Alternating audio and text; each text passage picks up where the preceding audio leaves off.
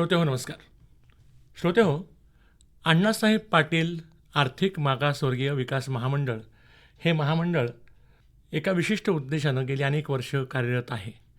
आणि याच महामंडळाचा उद्देश काय, त्याच्या योजना कोणत्या, आपल्या जिल्ह्यातील या योजनांसाठी पात्र असणाऱ्यांना कसा लाभ घेता येईल, याविषयी माहिती देण्यासाठी या महामंडळाच्या रत्नागिरी जिल्हा समन्वयक सोनम पवार आज आपल्या स्टुडिओत आलेले आहेत आणि आपण एकूणच या विषयाबद्दल त्यांच्याकडून जाणून घेणार आहोत.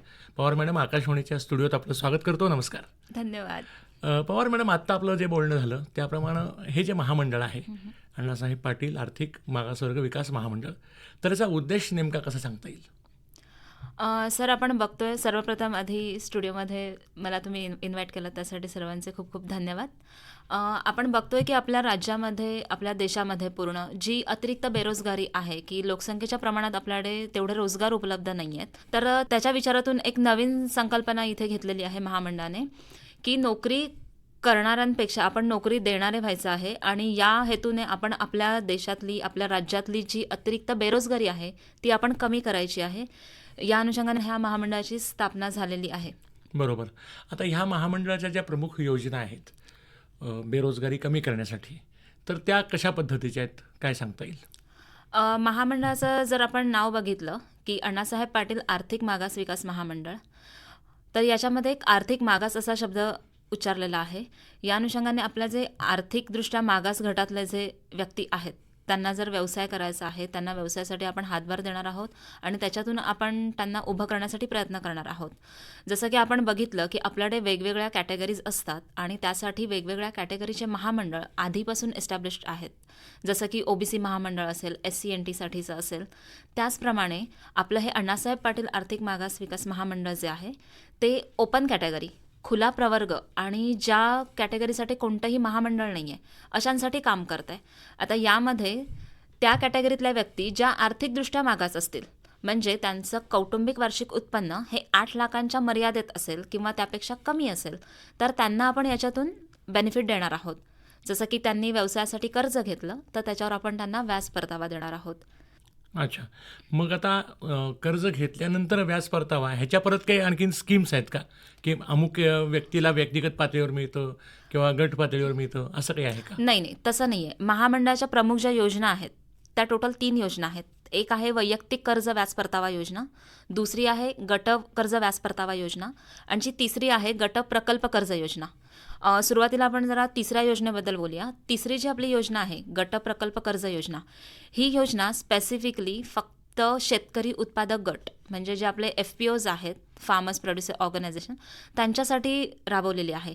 आणि ही जी योजना आहे या योजनेमध्ये जे शेतकरी गट असतील त्यांच्या ज्या ॲक्टिव्हिटीज असणार आहेत ह्या पूर्णतः ॲग्री अलाइड असतील, म्हणजे शेतीपूरक असतील. मग त्याच्यामध्ये फुलांची शेती असू शकते, फळांची असू शकते, डाळी, कडधान्य, किंवा आपल्या कोकणामध्ये जर आपण बघितलं की आपले कोकणी प्रॉडक्ट्स जे आहेत, सुकामेवा वगैरे असतील किंवा वेगवेगळी पिठं, मसाले जे केले जातात, तांदळापासून पोहे वगैरे तयार केले जातात, ह्या ज्या ॲग्री अलाइड ॲक्टिव्हिटीज आहेत, बरोबर. ज्या की त्या कन्सर्न एका गटामध्ये केल्या जातात, तर त्याला महामंडळ फायनान्स करत आहे.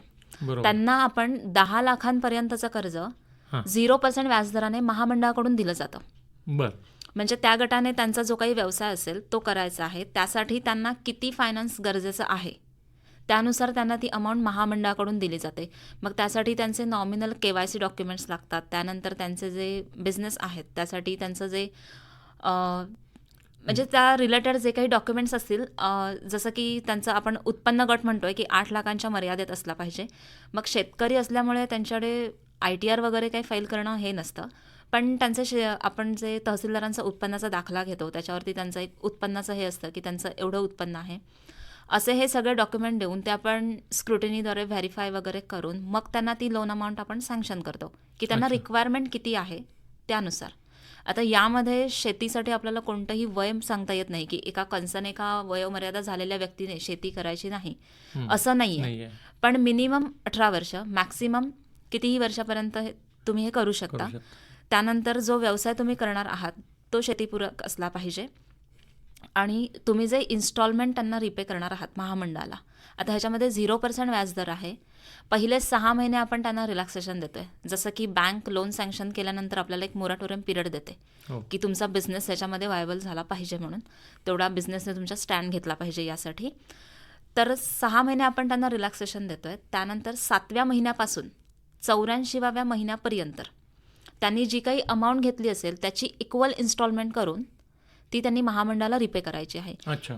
फक्त प्रिन्सिपल अमाऊंट, जी काही मुद्दल त्यांनी महामंडळाकडून घेतली आहे ती, याच्यामध्ये व्याजदर पूर्णतः शून्यच आहे. बरोबर. पण पहिल्या ज्या 2 योजना आहेत, वैयक्तिक कर्ज व्याज परतावा योजना आणि गट कर्ज व्याज परतावा योजना, याच्या 2 योजना आहेत, या बँकेशी रिलेटेड आहेत. म्हणजे याच्यामध्ये जे लाभ घेणारे लाभार्थी आहेत त्यांना जे होणारं फायनान्सिंग आहे ते बँकेकडून त्यांनी त्यांच्या स्तरावर करायचं आहे. बरं. म्हणजे त्यांनी त्यांच्या व्यवसायासाठी बँकेकडून लोन घ्यायचं आहे आणि त्याच्यावरचं व्याज जे आहे ते महामंडळ त्यांना परत करणार आहे. बरोबर. जसं की पहिली योजना आहे त्याच्यामध्ये वैयक्तिक कर्ज व्याज परतावा, तर त्याचा अर्थ असा आहे की प्रोप्रायटरशिप बिझनेस, कारण वैयक्तिक कर्ज म्हटल्यानंतर मग ते पर्सनल लोन आहे का, तर ते तसं नाही आहे. ही योजना पूर्ण व्यावसायिक कर्जासाठीच आहे. पण वैयक्तिक याचा अर्थ असा आहे की तुम्ही जर प्रोप्रायटरशिप बिझनेस करत असाल, एकच व्यक्ती एका व्यवसायाची मालक आहे आणि तिला व्यवसाय करायचा आहे, तर त्याच्यासाठी जर त्यांनी बँकेकडून लोन घेतलं तर त्याच्यावरचं व्याज महामंडळाकडून परत मिळणार आहे. आणि जी दुसरी आहे गट कर्ज व्याज परतावा योजना, योजना सेम आहे, पण तिथे प्रोप्रायटरशिप बिझनेस आहे आणि इथे तुम्ही भागीदारीमध्ये तो व्यवसाय करू शकता. जर तुम्ही भागीदारीमध्ये करणार असाल व्यवसाय आणि त्याच्यामधून जर तुम्हाला बेनिफिट घ्यायचं असेल तर तुम्ही दुसऱ्या योजनेसाठी एलिजिबल ठरता. आणि जर पहिल्या योजनेमध्ये जर तुम्ही प्रोप्रायटरशिप बिझनेस करत असाल तर तुम्हाला जे ॲप्लिकेशन करायचं आहे तर ते पहिल्या योजनेसाठी असेल. बरोबर. आता ह्याच्यामध्ये नियम आणि अटी साधारणपणे काय सांगता येतील मला? आता पहिलं जे आहे की आपण ही योजना महाराष्ट्र स्टेटपुरतीच अप्लाय केलेली आहे, म्हणजे ही महाराष्ट्र स्टेटलाच लागू आहे. त्याच्यामुळे जो कोणी उमेदवार असेल जो याच्यामध्ये बेनिफिट घेऊ इच्छितो तर तो महाराष्ट्र राज्याचा रहिवासी असणं गरजेचं आहे.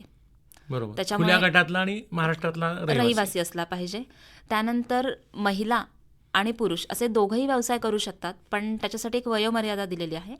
पुरुषांसाठी 18 ते 50 आणि महिलांसाठी 18 ते 55 या वयोगटातल्या महिला ज्या किंवा या वयोगटातले जे पुरुष आहेत ते या योजनेचं बेनिफिट घेऊ शकतात. हे अर्ज करतानाचं वय अपेक्षित आहे? हो, अर्ज करताना आपल्याला हे वय अपेक्षित आहे. त्यानंतर ही जी योजना आहे ही पूर्णतः ऑनलाईन स्वरूपाची आहे. त्याच्यामुळे याची जी रजिस्ट्रेशन जे काही सर्व प्रोसिजर आहे ती आपली www.mahaswayam.gov.in या वेबसाईटवरून आपण हे ऑनलाईनच करायचं आहे. आता यासाठी आपल्याला प्रत्येक जिल्ह्यामध्ये कॉन्टॅक्ट पॉईंट दिलेले आहेत की प्रत्येक जिल्ह्यामध्ये महामंडळाचे जिल्हा समन्वयक काम करतात. म्हणजे त्या जिल्ह्यातल्या ज्या व्यक्ती आहेत यासाठी खूप सारे प्रोग्राम्स असतात, जसं की ऑनलाईन सेशन घेतले जातात, मेळावे घेतले जातात, काही खास प्रोग्राम जर अरेंज केला तर तिथे आपण जाऊन माहिती देतो. असे हे प्रोग्राम्स असतातच. त्याच्यातून लोकांपर्यंत याची माहिती पोचवली जाते की महामंडळ आहे तर त्याचं त्यांनी बेनिफिट घेतलं पाहिजे. याशिवाय जो कॉन्टॅक्ट पॉईंट दिलेला आहे आपलं जे जिल्ह्याचं जे जिल्हा कौशल्य विकासचं जे कार्यालय आहे ज्याला आपण एम्प्लॉयमेंट ऑफिस म्हणतो, तर तिथे प्रत्येक जे जिल्हा समन्वयक आहेत ते तिथे बसून पूर्ण वेळ काम करतात. काही जिल्ह्यांमध्ये वेगवेगळी महामंडळाची सेपरेट ऑफिसेस आहेत, पण त्यांचं जे काही सर्व हे असेल म्हणजे तिथे कोणत्या जिल्ह्यामध्ये कोणता जिल्हा समन्वयक काम करतो, त्यांचा कॉन्टॅक्ट नंबर, त्यांच्या ऑफिसचा ॲड्रेस, जी मी वेबसाईट सांगितली त्या वेबसाईटवरती सर्व अपलोड केलेलं असतं. त्याच्यामुळे त्या वेबसाईटला जर उमेदवाराने व्हिजिट केली तर तिथून ते एका जागी बसून सर्व ह्याची माहिती घेऊ शकतात आणि तिथून ते कॉलद्वारे किंवा त्यांना भेटून कुठल्याही पद्धतीने व्हॉट्सॲपद्वारे वगैरे त्याची माहिती मिळवू शकतात. बरोबर. पवार मॅडम, आपण आमच्या ह्या श्रोत्यांसाठी, ही मुलाखत ऐकणाऱ्या श्रोत्यांसाठी रत्नागिरी जिल्ह्याच्या कार्यालयाचा पत्ता आणि फोन नंबर कसा सांगाल? नक्कीच. आपलं जे रत्नागिरी जिल्ह्याचं कार्यालय आहे ते नाचणे रोड येथे जिल्हा कौशल्य विकास कार्यालय ITI प्रिमायसेसमध्ये आहे, नाचणे रोड येथे. तिथे मी सोमवार ते शुक्रवार 10 ते 6:15 या वेळेमध्ये तिथे पूर्ण स्टाफ अवेलेबल असतो. मी रत्नागिरी जिल्ह्याची जिल्हा समन्वयक म्हणून तिथे काम करते महामंडळासाठी.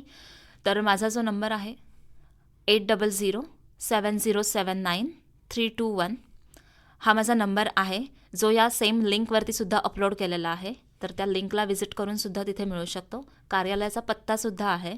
ज्यांना कार्यालयाला येणं शक्य नसेल ते फोनवरती नक्कीच त्या माहितीसाठी हे करू शकतात. बरोबर.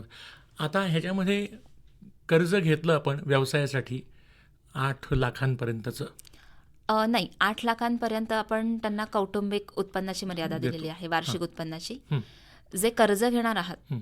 ते पहिली जी योजना आहे वैयक्तिक कर्ज व्याज हां. परतावा योजना, हं. त्याच्यामध्ये उमेदवाराने 15 लाखापर्यंतच्या कर्जाच्या रकमेवरती महामंडळाकडून 4.5 लाख रुपयांचा व्याज परतावा मिळवू शकतात. अच्छा.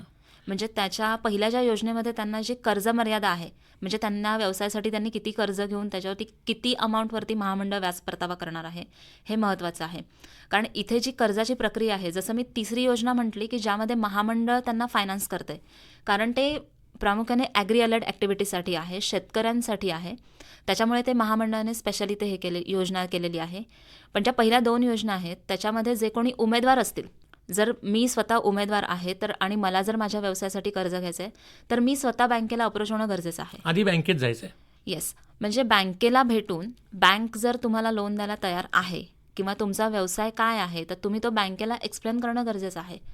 कारण तुम्ही जे लोन घेणार आहात ते कोणत्या व्यवसायामध्ये कशा पद्धतीने युटिलाइज करणार आहात हे महत्त्वाचं आहे. बरोबर. जसं की आपण जनरली जर बघितलं बँकेमध्ये जाताना एक फाईल तयार करून घेऊन जातो, कारण ते एक बँकेसोबत व्यवस्थित प्रेझेंटेशन देणं गरजेचं असतं, ज्यामध्ये आपले KYC असतात, KYC डॉक्युमेंट्स असतील. त्यानंतर आपण एक प्रोजेक्ट रिपोर्ट घेऊन जातो की मला एक 10 लाखाच्या कर्ज रकमेची गरज आहे, तर ते 10 लाख मी कोणत्या व्यवसायासाठी कशा पद्धतीने युटिलाइज करणार आहे हे आपण त्या समोरच्या बँकेला एक्सप्लेन करतो की पटवलं आम्हाला पाहिजे. हे या पद्धतीने करायचं आहे.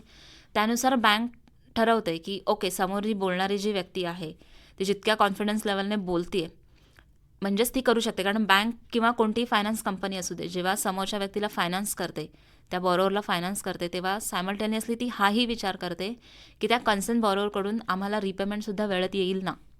बरोबर. कारण शेवटी ते त्यांचं फायनान्स तिथे करत असतात. तर ह्या ज्या काही गोष्टी आहेत त्या लाभार्थ्यांनी त्यांच्या ओन कपॅसिटीवरतीच करायच्या आहेत. यामध्ये महत्त्वाचा जो मुद्दा आहे तो आहे त्यांचा सिबिल रिपोर्ट, जो की सर्वांना माहिती आहे की आपला सिबिल रिपोर्ट किती स्ट्रॉंग आहे. कारण असं असतं की सुरुवातीला आपण आपले काही पर्सनल लोन असतील, व्हेइकल लोन असेल, हाऊसिंगचं असेल, तर यामध्ये असं करतो की त्याच्या ज्या काही आपल्या रिपेमेंट्स आहेत त्या आपल्या रेग्युलर आहेत ना, त्याच्यातून कुठे थकबाकी नाही आहे ना, कुठे त्यांचं अकाउंट NPA झालेलं नाही आहे ना, त्याच्यावरती आपला सिबिल रिपोर्ट ठरत असतो. काही ठिकाणी असं असतं की त्या कन्सर्न उमेदवाराचं काही लोन नसतं, पण तो कोणाला तरी कुठेतरी गॅरंटर राहिलेला असतो. मग त्यांना ते लक्षातही नसतं की आपण कधीतरी किती वर्षांपूर्वी कोणाला गॅरंटर राहिलो होतो, ज्याच्यासाठी राहिलो त्याचं अकाउंट NPA झालं, त्याच्यामुळे तो NPA झाल्यामुळे ह्यांचा रिपोर्टही म्हणजे कसं थोडासा होतं खराब की होणार. त्याचा परिणाम हा आपल्यावर होतो. आपण गॅरंटर राहतो त्याला आणि त्यांच्यामुळे आपलं सिबिल खराब होतं. त्याच्यामुळे सिबिल हा आपला प्रॉपर असणं गरजेचं आहे. बरोबर. आणि ह्या ज्या गोष्टी आहेत त्या बँक सर्व हे करत असते, कारण हे बँकेचे निकष आहेत की त्यांनी कोणत्या निकषावरती त्यांना कर्ज द्यायचं आहे. बरोबर. आता एकदा बँकेसाठी कर्जाला अर्ज केला आणि तिथून त्यांना लक्षात आलं की आपल्याला बँक देण्याच्या परिस्थितीत आहे, ते ओके. बँक पॉझिटिव्ह आहे या संदर्भामध्ये, मग त्यांनी ह्या योजनेसाठी अर्ज कसा करायचा, नोंदणी कशी करायची? सुरुवातीला मी जी लिंक म्हटली आपली जी www.mahaswayam.gov.in या वेब पोर्टलवरती आपल्याला ऑनलाईनच सर्व प्रोसिजर करायची आहे. म्हणजे अगदी रजिस्ट्रेशनपासून लाभ मिळण्यापर्यंत पूर्ण ही यंत्रणाच आपली ऑनलाईन आहे. ओके. त्याच्यामुळे तिथे जाऊन सर्वप्रथम आपण आपलं रजिस्ट्रेशन करायचं आहे, आपली नोंदणी करायची आहे. आता ती नोंदणी अशी असेल की नॉमिनल असेल, म्हणजे तुमचं नाव, तुमचा पत्ता, तुमचं शिक्षण किती आहे, तुम्ही कोणत्या जिल्ह्याचे आहात, कोणत्या तालुक्याचे आहात, अच्छा. ठीक आहे, तुम्ही मॅरिड आहात, तुम्ही अनमॅरिड आहात, ही आपली एक नॉमिनल माहिती तिथे द्यायची आहे. ते रजिस्ट्रेशन झाल्यानंतर आपण महामंडळाच्या ज्या योजना आहेत त्या 3 योजनांपैकी कोणत्या योजनेला अप्लाय करणार आहात, म्हणजे कोणत्या योजनेचं तुम्हाला बेनिफिट घ्यायचं आहे, ती योजना सिलेक्ट करायची आहे आणि तिथून पुढे आपली अर्ज प्रक्रिया करायची आहे. अच्छा. आता महामंडळाच्या जर त्या लिंकला तुम्ही व्हिजिट केलात, जर त्या उमेदवाराने व्हिजिट केली, तर तिथे आपल्याला PPT पासून सर्व अपलोड केलेलं असतं की अर्ज कसा करायचा आहे, त्याची काय PPT आहे. म्हणजे लिंक ओपन झाली तर ते सर्वांनाच, आता मी त्याच्यामध्ये पूर्ण वेळ काम करते त्याच्यामुळे मला त्याची पूर्ण इत्थंभूत माहिती आहे की मला माहिती आहे, मी असं ओरलीही सांगू शकते की मला तिथे कसं अप्लाय करायचं आहे. पण जे नवीन त्या वेबसाईटला व्हिजिट करणार आहेत तर तिथे PPT सुद्धा दिलेली असते की त्यांनी कसं अप्लाय करायचं आहे. तर त्यानुसार त्यांनी अप्लाय करायचं आहे. त्याच्यामध्ये माहिती अशी असणार आहे की तुम्ही व्यवसाय कोणता करणार आहात, त्या व्यवसायासाठी तुम्हाला तो कसा आहे, म्हणजे मॅन्युफॅक्चरिंग आहे, ट्रेडमधला आहे, सर्व्हिसमधला आहे, त्याची व्यवसायाची कॅटेगरी सिलेक्ट करायची आहे. त्यानंतर त्याच्यासाठी तुम्हाला रिक्वायर्ड लोन अमाऊंट किती लागणार आहे ती तिथे टाकायची आहे. तुमचं टोटल वार्षिक उत्पन्न काय आहे ते तिथे टाकायचं आहे. आणि तुमच्या व्यवसायाचा ॲड्रेस जो काही असेल तो तुम्ही तिथे अपलोड करायचा आहे. आणि शेवटी जे काही डॉक्युमेंट्स अपलोड करायचे आहेत ते या पद्धतीचे असतील: उमेदवाराचं Aadhaar card, PAN card, ration card, शाळा सोडल्याचा दाखला ज्याच्यावर तुमची स्पेसिफिक जी काही कास्ट असेल ती मेन्शन केलेली असेल, फॉर एक्झाम्पल हिंदू, मराठा वगैरे. आणि महत्त्वाचा जो पुरावा आहे जो की आपण कौटुंबिक वार्षिक उत्पन्न त्यांचं जे 8 लाखाच्या मर्यादेत म्हणतो आहे, त्यासाठी जर मॅरिड असतील तर पती पत्नी यांचे दोघांचेही ITR, आयकर भरणा आपण जो म्हणतो ते अपलोड करू शकतात. किंवा सेम अमाऊंटचा ते तहसीलदारांचा उत्पन्नाचा दाखलासुद्धा घेऊ शकतात. पण याच्यामध्ये दोन्ही डॉक्युमेंट जर अपलोड करत असाल तर त्याच्यामध्ये तफावत असता कामा नये. म्हणजे इथे कमी उत्पन्न दाखवलं आहे आणि तिथे लोन घ्यायचं आहे म्हणून ते जास्त, तर तसं नसायला पाहिजे. आणि जे हे प्रूफ द्यायचे आहेत इन्कमसाठीचे ते चालू फायनान्शियल इयरमधले असणं गरजेचं आहे. म्हणजे मी जर या आर्थिक वर्षामध्ये, या चालू आर्थिक वर्षामध्ये 22-23 जर रजिस्ट्रेशन करते तर मी याच चालू आर्थिक वर्षाचे ते पुरावे देणं अपेक्षित आहे. यासाठी मी मागे इन्कम टॅक्स भरला होता, मग ते माझ्याकडे आहे म्हणून मी तो अटॅच करून देते आणि मी माझं रजिस्ट्रेशन करते, तर तसं होणार नाही आहे. इन्कम हे आपलं नेहमी अप अँड डाऊन होत असतं. त्याच्यामुळे जे काही असेल ते ट्रू आपण चालू आर्थिक वर्षासाठीच द्यायचं आहे. बरोबर. मग आता हे सगळं तिथं जमा केल्यानंतर त्याला काही लॉग इन ID, पासवर्ड किंवा प्रमाणपत्र असं काही होतं? म्हणजे सुरुवातीला जे त्यांचं रजिस्ट्रेशन करतात त्याच्यासाठी त्यांनी लॉग इन ID म्हणून त्यांचा आधार कार्ड नंबरच यूज करायचा आहे. आणि पासवर्ड ते स्वतः क्रिएट करू शकतात. तोच त्यांनी युजर ID, पासवर्ड शेवटपर्यंत अगदी वापरायचा आहे. त्याच्यामध्ये आपल्याला पासवर्ड रिसेट वगैरे करता येतो, म्हणजे फॉरगेट पासवर्ड वगैरे करून ते करू शकतात. पण युजर ID सेम राहतो, आपला आधार कार्डचा नंबर. आता हे जेव्हा डॉक्युमेंट्स अपलोड करून जेव्हा सबमिट केले जातात तेव्हा ते LOI, आपला जे पात्रता प्रमाणपत्र आहे, म्हणजे मी जर हे सगळं रजिस्ट्रेशन केलेलं आहे, मी डॉक्युमेंट्स अपलोड केले आहेत, तर मी या महामंडळाचा लाभ घेण्यासाठी पात्र आहे, एलिजिबल आहे, याचं एक प्रमाणपत्र मला मिळतं. ओके. ज्याला ह्याच्यामध्ये आपण LOI म्हणतो आहे, लेटर ऑफ इंटेंट, पात्रता प्रमाणपत्र. ते जनरेट होण्यासाठी वर्किंग 7 डेज इतका पिरियड दिलेला आहे. म्हणजे त्या वर्किंग 7 डेजमध्ये ते जनरेट होऊन जातं. ॲक्च्युली तेवढा वेळ लागत नाही, मॅक्स ड्युरेशन तेवढं दिलेलं आहे, पण त्याच्या आधीच 1 to 2 डेजमध्ये ते जनरेट होऊन जातं. आता ते जे जनरेट होतं त्यानंतर लाभार्थ्यांनी बँकेला व्हिजिट करून ते बँकेला सांगू शकतात की आम्हाला असा असा व्यवसाय करायचा आहे किंवा आमचा असा असा व्यवसाय आधीचाच आहे, आम्हाला तो वाढवायचा आहे, तर त्यासाठी आम्हाला कर्ज रकमेची आवश्यकता आहे. त्यामध्ये ते सांगू शकतात की आम्हाला महामंडळाच्या योजनेमध्ये याचा लाभ घ्यायचा आहे, त्याच्यामध्ये आम्हाला व्याजाचा परतावा मिळेल, यासाठी देऊ शकतात. कारण स्पेसिफिक अण्णासाहेब पाटील महामंडळ या महामंडळाचा बिझनेस कोड बँकेला दिलेला नाही आहे. जसं की आपण मुद्रा म्हणतो, PMEGP, CMEGP, असं नाही आहे. मुद्रा अंडर जे लोन सँक्शन होतं किंवा जे जनरल बिझनेस लोन सँक्शन होतं, लाभार्थी त्यांच्या वैयक्तिक फायद्यासाठी त्या अंडर कोणतंही लोन घेऊन महामंडळाच्या वेबपोर्टलच्या स्कीम अंडर ते अपलोड करू शकतात. कारण ही योजना व्याज परताव्याची आहे. जेव्हा ते त्या लोन जर घेतलेलं असेल, ज्या ड्युरेशनसाठी घेतलेलं असेल, कारण महामंडळ इथे 5 वर्षांपर्यंत व्याजाचा परतावा देतं आहे 12% प्रमाणात, ज्यामध्ये पर 10 लाखाला 3 लाख रुपये व्याज परतावा आपण देतो. म्हणजे पहिल्या योजनेमध्ये 15 लाखाला आपण 4.5 लाख रुपये व्याज परतावा देतो. किंवा बँक ज्या रेट ऑफ इंटरेस्टने कर्ज देणार आहे त्याचं जे काही 5 वर्षांमध्ये इंटरेस्टची टोटल असेल त्याच्यामध्ये जी अर्लियर अमाऊंट असेल ती आपण लाभार्थ्याला प्रत्येक महिन्याला त्याच्या सेव्हिंग अकाउंटमध्ये NEFTद्वारे रिएम्बर्स करणार आहोत. आता यामध्ये जेव्हा ह्याची जी प्रक्रिया आहे, जेव्हा की आपण व्याज परतावा घेणार आहोत, तर बँक समजा त्यांना लोन सँक्शन करते, ते जर समजा 7 वर्षांसाठी असेल तर महामंडळ त्यांना 5 वर्षांपर्यंत व्याजाचा परतावा देणार आहे. जर बँकेचा रेट ऑफ इंटरेस्ट हा 12% बिलो असेल तर जितका ते भरतात ते कॅल्क्युलेट करून आपण त्यांना देणार आहोत. जर कोऑपरेटिव्ह बँकांचा विचार केला तर त्यांचा रेट ऑफ इंटरेस्ट हा हाय असतो थोडा, जो 12% अबोव जाऊ शकतो. तर या केसमध्ये असं होतं की 12% प्रमाणात महामंडळ त्यांना रिएम्बर्समेंट देणार आहे. जो काही वरचा डिफरन्स असेल 1 to 2%चा तो लाभार्थी स्वतः बेअर करतील.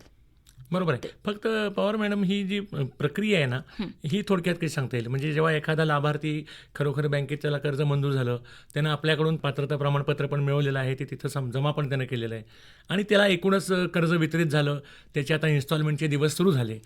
तर त्यानंतर त्यानं ती इन्स्टॉलमेंट भरण्याची कशी आहे आणि त्याला तुमच्याकडून मिळणारा जो परतावा आहे, तो त्याला कसा मिळणार आहे? जसं मी सुरुवातीला सांगितलं की आपण रजिस्ट्रेशन करतो, तिथून आपल्याला 7 दिवसांनंतर आपलं पात्रता प्रमाणपत्र मिळतं.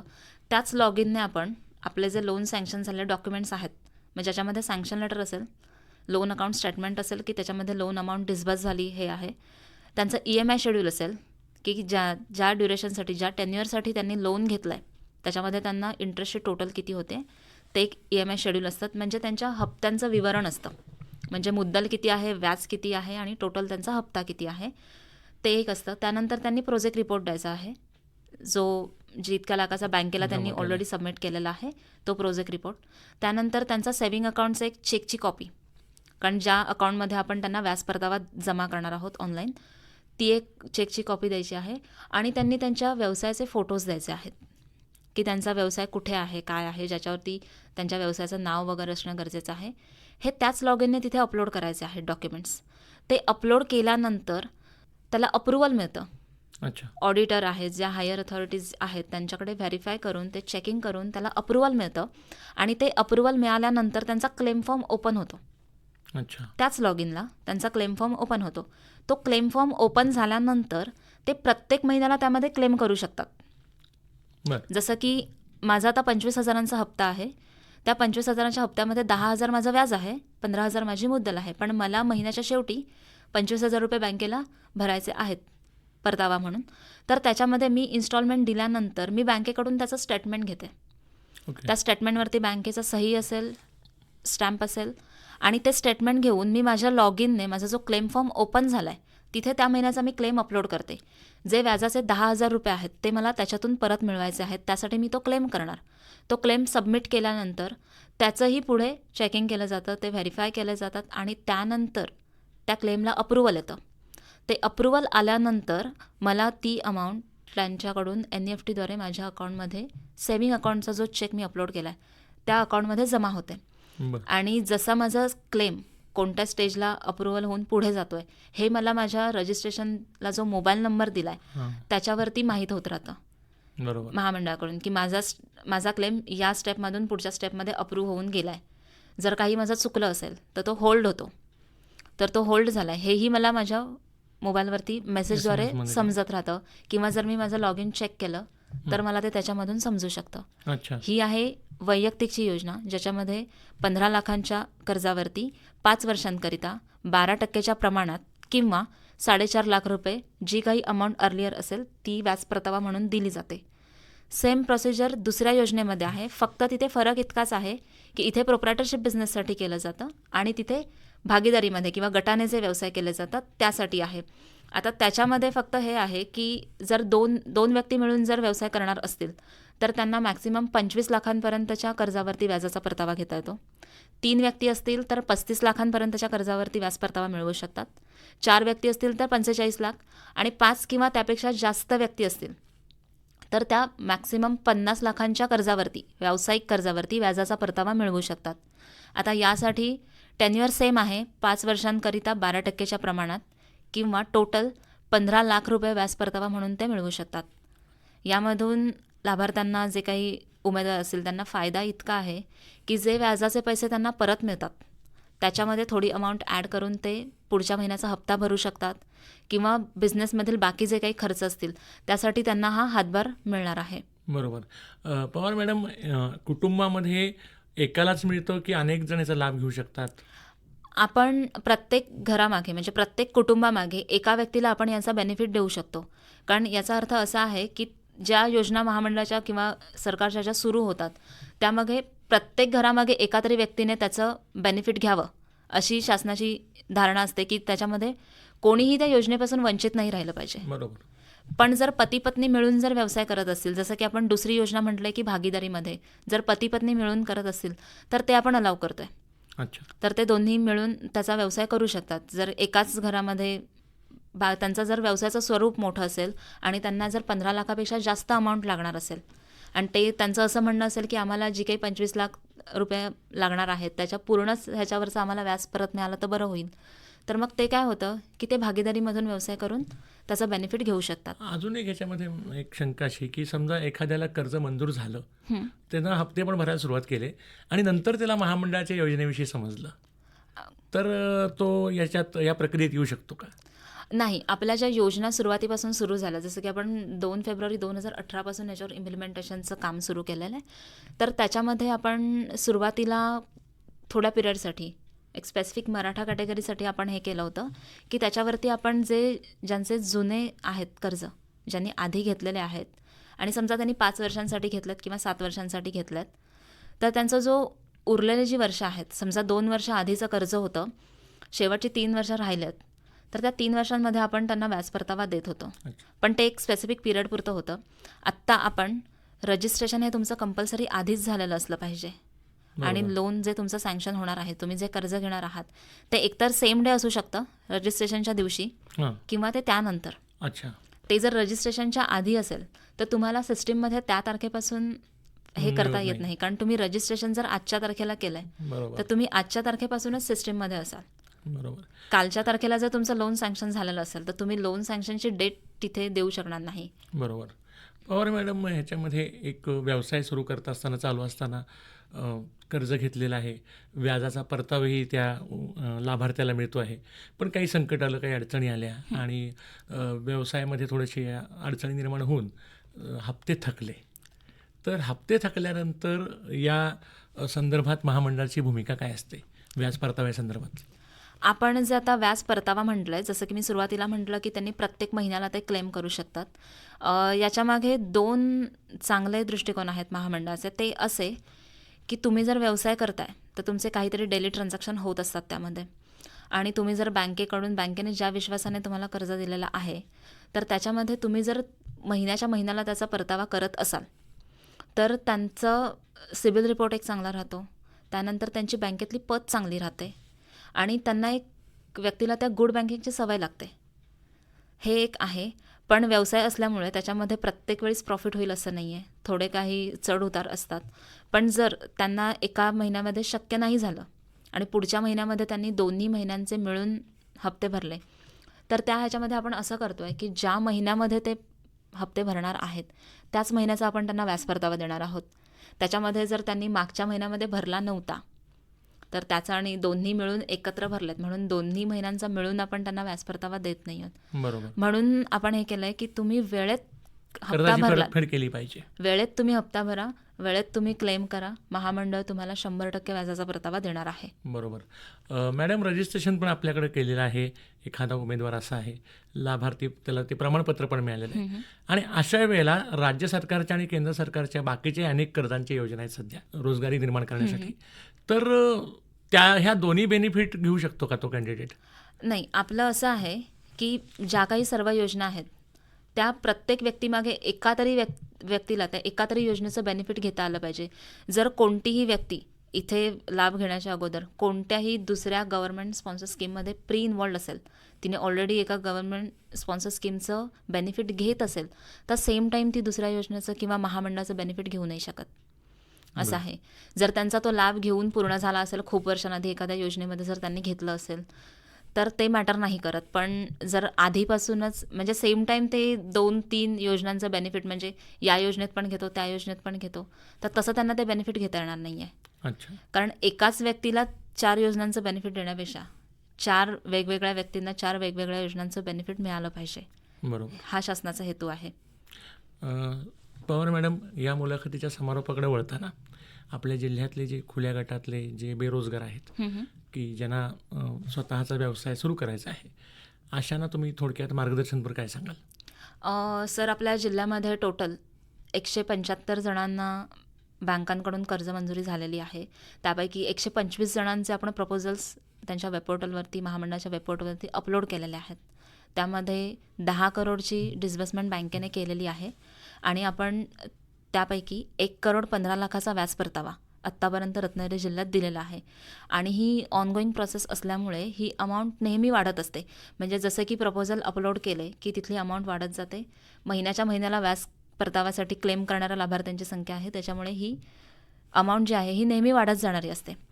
तर ही योजना इतकी चांगली आहे की तुम्ही जर व्यवसायासाठी लोन घेत असाल आणि तुम्ही जर जसं मी जो एलिजिबिलिटी क्रायटेरिया सांगितलेला आहे, पात्रता अटी सांगितलेल्या आहेत, त्याच्यामध्ये जर तुम्ही जर फिट बसत असाल, तुम्ही जर त्यामध्ये एलिजिबल ठरत असाल, तर तुम्ही नक्कीच या योजनेचं बेनिफिट घेतलं पाहिजे. कारण योजना खूप सुंदर आहे आणि खूप सिंपल आहे. काही कॉम्प्लिकेशन्स नाही आहेत. डॉक्युमेंट्स पण खूप नॉमिनल आहेत, जे की आपल्या जवळ असतात नेहमी. आणि त्याच्यातून तुम्ही हा व्यवसायासाठी जी योजना आहे याचा बेनिफिट घेतला पाहिजे. सर्वच व्यक्तींनी जे या कॅटेगरीमध्ये लोन घेण्यासाठी एलिजिबल आहेत, जे याचा लाभ घेऊ शकतात, त्यांनी हा घेतला पाहिजे, ही विनंती. जाता आता एक शेवटचा प्रश्न. आपण ह्याचं नोंदणी करण्यापासून ते क्लेम फॉर्म मिळेस्तोपर्यंत जी प्रक्रिया आहे ही सगळी ऑनलाईन आहे. हो. थोडंसं आपल्या भागातील मंडळींना त्या सगळ्या गोष्टींचं ज्ञान असेल असं नाही.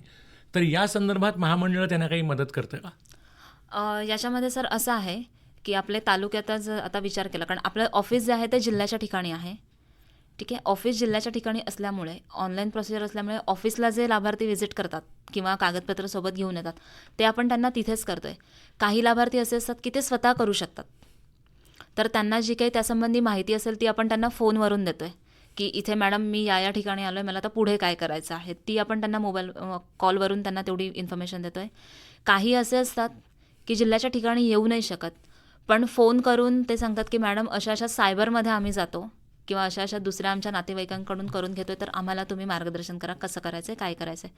तर आपण हे सर्व पद्धतीने त्यांना कन्व्हिनियंट करून देतो आहे. त्यांना जे इझी असेल ते त्यांनी करायचं आहे, कारण ऑफिसमध्ये आपण ह्या सर्व सुविधा देण्यासाठीच आहोत आणि ते आपण देतोच त्यांना. बरोबर.